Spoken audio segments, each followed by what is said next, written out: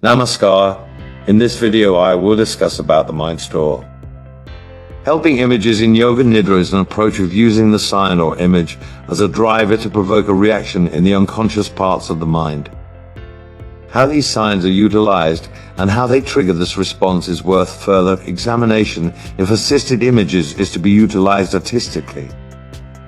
Whatever that we experience through the senses and even in thoughts leaves an imprint on the mind. The experiences of previous lives, early youth, and maturity are all registered in the unconscious mind. Frequently, when people start to practice Yoga Nidra and meditation, they will keep in mind earlier experiences they had previously forgotten or believed were unimportant. This shows that the material of the unconscious mind is starting to manifest. Frequently, the recollection of these experiences is different from the initial experience, and often it will obviously bear no relation to the initial experience at all. To understand this, we need to understand how the mind procedures and stores these impressions, or samskaras. This can be illustrated by the example of transmission of radio waves. To send radio waves, we require a transmitter to send out a signal, and a receiver to pick it up. The signal can be represented by a wave pattern. Usually the whole wave pattern is transferred.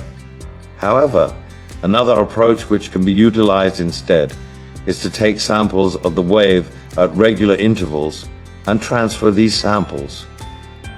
When the receiver is synchronized to the very same frequency of sampling, the initial V or wave pattern can be rebuilt at the getting end. This suggests that less energy is required to transfer the signal, and more information can be transferred at the same time by taking samples of one signal in between the samples of another.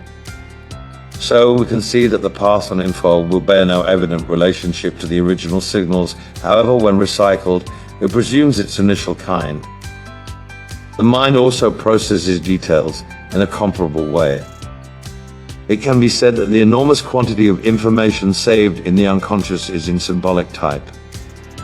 A sign represents or includes the ramifications of a broader variety of info.